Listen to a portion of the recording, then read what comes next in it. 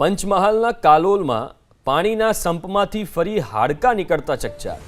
દીવાનવાડી પાણીના સંપમાંથી ફરીકવાર હાડકાં નીકળતા કળભળાટ મચી ગયો છે। સંપની સફાઈ કરી ગ્રીન નેટ બાંધી છતાં હાડકાં નીકળ્યા। સફાઈ કરેલા સંપમાંથી ફરી હાડકાં નીકળતા પ્રશાસન એક્શન મોડમાં। અજાણ્યા વ્યક્તિ સામે ચીફ ઓફિસરે પોલીસ ફરિયાદ નોંધાવી છે। કાલોલ પોલીસે ફરિયાદના આધારે તપાસ શરૂ કરી। અગાઉ પણ 2 વખત પાણીના સંપમાંથી હાડકાં નીકળ્યા હતા। 2 વખત હાડકાં નીકળતા પ્રશાસને સફાઈ કરાવીને નેટ ત્યાં બાંધી હતી। આજે ફરી હાડકાં નીકળતા ચીફ ઓફિસરે ફરિયાદ નોંધાવી છે। વધુ વિગતો સાથે સંવાદદાતા કંદર્પ ફોન લાઈન ઉપર જોડાયા છે। કંદર્પ, અગાઉ પણ આવી ઘટના બની હતી અને એના પછી નેટ પણ લગાવવામાં આવી, તેમ છતાં આવી ઘટના, તો શું આશંકા સેવવામાં આવી રહી છે આ ઘટના પાછળ? જી ચોક્કસથી થોડા દિવસ પહેલા પણ આ સંપની અંદર સાફ સફાઈ દરમિયાન હાડકાં નીકળ્યા હોવાનું સામે આવ્યું હતું।